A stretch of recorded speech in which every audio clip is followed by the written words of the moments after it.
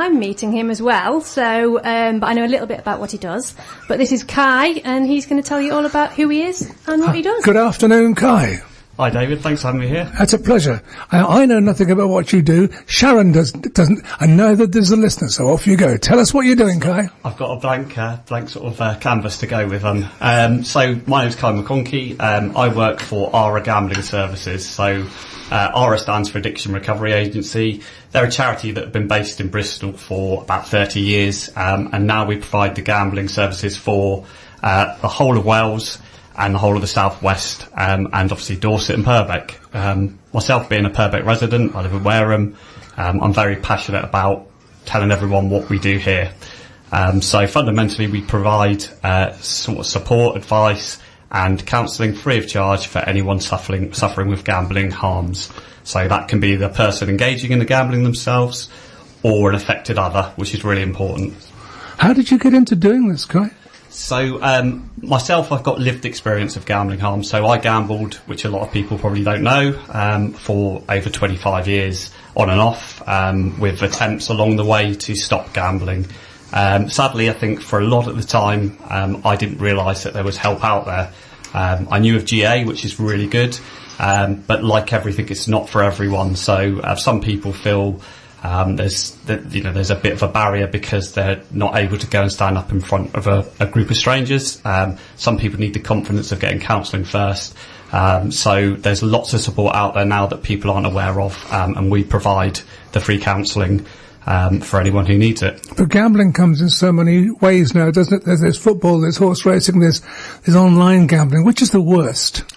It's really hard to put it on worst, because the worst for one person is just normal for someone else. And that's the thing. The majority of gambling is normal in the country, but it's the small percentage of people who are doing it harmfully, and they can't stop. That's the people we're obviously concerned with. We want to try and spread awareness.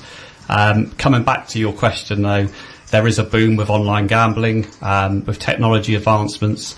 It makes it easier for people to gamble at home, kind of gamble secretively, which is often linked with kind of harmful gambling. So, online gambling is probably something we're going to see develop. It has had a bit of a boom, and I think it's going to be the one that goes sort of forward the most. How does one know when one's got over the top? And instead of a bit of a flutter, like I'll have a couple of quid on the National, how does one know when one is hooked? So it's really hard to say because, as I said before, the majority of people will be someone who puts a bet on a Saturday at bookmakers, or they go to bingo once a week, or like most people, and the biggest gambling activity in the country is the National Lottery. Most people don't even think of that as gambling. But actually, it's really hard because a lot of people will gamble normally for quite a few years, and sometimes it's when factors come into your life, you've got things you can't deal with, that you turn to it more and more. It becomes something that goes from being normal to something that actually can be harmful. Other people can just start gambling and it just escalates straight away. We're all different. For me, it probably started quite early. I'd seen people win big, and that was enough for me. I was probably someone who was sort of addicted very early on. So it's really hard to tell. But what we're trying to do is just engage in conversations around gambling, get more people talking about gambling, and make people aware. Just people who are gambling normally be aware of how it can become harmful, and those that are sort of harmfully gambling, make them aware that there is help out there. So if one identifies oneself as a gambler with a problem, the first thing obviously is to recognise it to yourself, isn't it? It is. It's difficult, but you often know you've got an issue. Things start to change in your life, but other people maybe aren't aware of those changes. So if we can get people engaging in conversations, make people aware, make the affected others of gamblers aware, you can get the help there for the gambler themselves. Often the person gambling isn't ready to get help straight away. But it's about making sure they know there is support available when they are ready. But that person's family, wives and parents, etc., are obviously aware. So what do? They say, John, you're gambling too. Oh, leave me alone. So what do the family do to get you involved? It's really difficult, and if you pressure, as you probably know with most things, if you pressurise anyone into anything, it will probably drive them against it. So it's more about awareness, more about engaging in conversations, making them know that when the time's right, there is help out there. So obviously we provide free advice, counselling. There's information on the website. So it may be that someone's not ready for counselling. They just want to go and look at our website, and there is information on there. There's blocking software they can put on if they're gambling online. They can block themselves from amusement arcades, from bookmakers. So there's tools that they can do without having to step up and actually talk to someone. However, obviously, we do recommend engaging in conversation. We'll talk to you about that in a little moment. Can I have a break with some music? We are talking to Kai. Kai, about gambling, online gambling. Talk to me about that. So yeah, I mean, online gambling has become really accessible. Everyone's got a phone now in their pocket, so having a phone in your pocket is basically having a casino or bookmakers, any type of gambling, the National Lottery. It can all be done on your phone, so it's available, whereas you have probably had to leave your house and go to a bookmaker's, and some people didn't want to walk into the environment because it didn't seem appealing. It's very easy to gamble on your own at home now, so there is that kind of hidden type of gambling with online.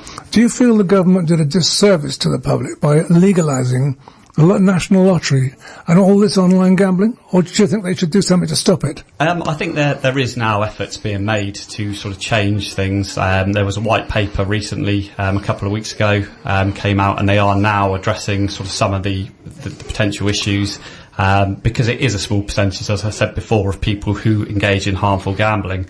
Most people that do the lottery, they do so just normally, although they maybe are spending more than they really want to, because there's lots of draws now. That confused me. I used to do the National Lottery. When it first started out, we had the same numbers, and we did one line every week, and it was a quiz, and it didn't do anybody any harm. And all of a sudden, I think it's £2 a line, and there's goodness knows how many different draws, weekends, and goodness knows what. Tell us all about the different National Lottery things you can do. Yes, obviously I don't do the National Lottery anymore, but I do have an understanding of it. So I think there's probably four different draws types. So there's a fundable, a normal one, Euro Millions, and people will do every draw because they like to stick to the numbers. So whereas it maybe when it started out was costing you £1 a week, it might be costing £15-16 a week if you want to do everything. So it's sort of crept up without people realising it. But as I said, if someone's budgeted for that in their budget, that's sort of what we class as normal gambling. Most people, it makes me laugh, will always tell you when their three numbers come up, and they've won their £10 when it's cost them £16 for the week.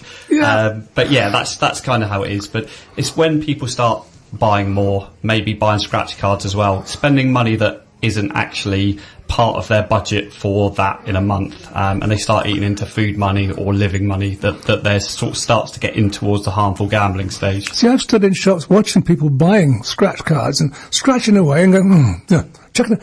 Why didn't you just throw the £5 in the charity box, or you better still throw it down the drain?